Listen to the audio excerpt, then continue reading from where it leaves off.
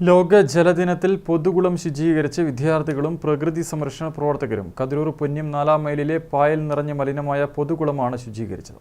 ഹിമാനികളുടെ സംരക്ഷണം എന്നതാണ് 2025 ലോക ജലദിന പ്രമേയം. ഹിമാനികളുടെ സംരക്ഷണത്തിന് ഊന്നൽ നൽകുന്ന പ്രമേയം സുപ്രധാന ശുദ്ധജല സ്രോതസ്സുകൾ സംരക്ഷിക്കുന്നതിനും ആവാസ വ്യവസ്ഥയെ സംരക്ഷിക്കുന്നതിനും ഭാവി തലമുറകൾക്ക് ജലസുരക്ഷ ഉറപ്പാക്കുന്നതിനും കാലാവസ്ഥാ വ്യതിയാനത്തിനെതിരെ ഉടനടി നടപടി സ്വീകരിക്കാനും ആഹ്വാനം ചെയ്യുന്നു. ഇത് ഉൾക്കൊണ്ടാണ് ലോക ജലദിനത്തിൽ കതിരൂർ ചിറക് പ്രകൃതി നിരീക്ഷണ ക്ലബ്ബും തലശ്ശേരി എഞ്ചിനീയറിംഗ് കോളേജിലെ NCC കേഡറ്റുകളും ചേർന്ന് പൊന്നം 4-ാം മൈലിലെ പൊതുകുളം ശുചീകരിച്ചത്. കുളത്തിലെ പായലും മറ്റ് മാലിന്യങ്ങളുമെല്ലാം ഏവരും ചേർന്ന് നീക്കം ചെയ്തു. കുളത്തിന്റെ പരിസരവും ശുചീകരിച്ചു. കതിരൂർ ഗ്രാമപഞ്ചായത്ത് പ്രസിഡന്റ് PP സനിൽ ശുചീകരണ പ്രവൃത്തി ഉദ്ഘാടനം ചെയ്തു. നമ്മൾ ഇന്നത്തെ ദിവസം ഈ കുളം ശുചീകരണത്തിന് വേണ്ടിയാണ് ഇന്നിപ്പോൾ തെരഞ്ഞെടുത്തിട്ടുള്ളത്.